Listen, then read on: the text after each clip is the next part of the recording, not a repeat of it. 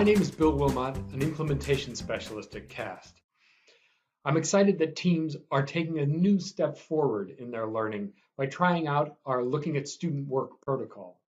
The purpose of the CAST Looking at Student Work protocol is to use student work to investigate student thinking and through this mirror, examine instructional design.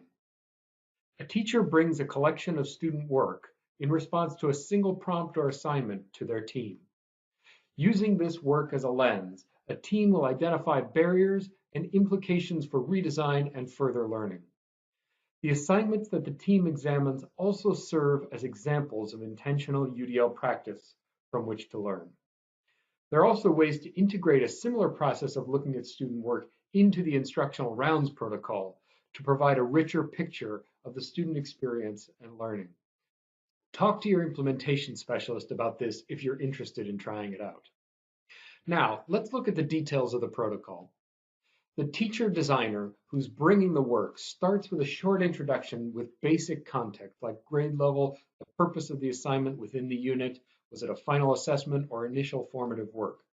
This protocol has the team engage in an investigative process to understand the assignment initially through the student work alone.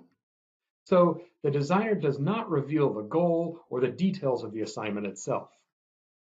The designer should choose an assignment for which they had time and opportunity to be intentional about applying UDL and/or an assignment where the results surprised or disappointed them. This could also be combined with a collaborative lesson design process using work from a lesson the team has designed together. In choosing work, the designer should select work across a spectrum of development. Depending on the scope of the assignment, they could identify anywhere from 3 to 7 or more examples. Enough to show a variety of performance, but takes no longer than about 15 minutes or so to review the work itself. In the first step, the team looks at the student work on its own to make observations. What do you notice? Try to hold back from making any conclusions or even analyzing what you're seeing. Staying in the space of observation allows new ways of seeing the work to surface before anyone begins to form conclusions. This is a step where teachers from different backgrounds or disciplines might make very different observations, which can be illuminating. Beyond just observations about individual pieces of work, you might begin to notice patterns among all of the student work, just some of it, or only a few examples of the work. Next, you're going to work to articulate with your team what all, some, and only a few students are able to do and what they know. Some conclusions may seem obvious here, but are still worth articulating. Others may seem like a guess or a provisional hypothesis. Share those too. Now we turn our attention to the design of the assignment itself. Before looking at it though, see what you can conclude about the design just based on the work that you've seen. Try to answer things like, what's the learning goal? Where do you see evidence of the designer anticipating barriers and accounting for variability? Do you see evidence of multiple means of engagement, representation, and action and expression? Now's our chance to look at the assignment itself. We want to see how it aligns with the student work.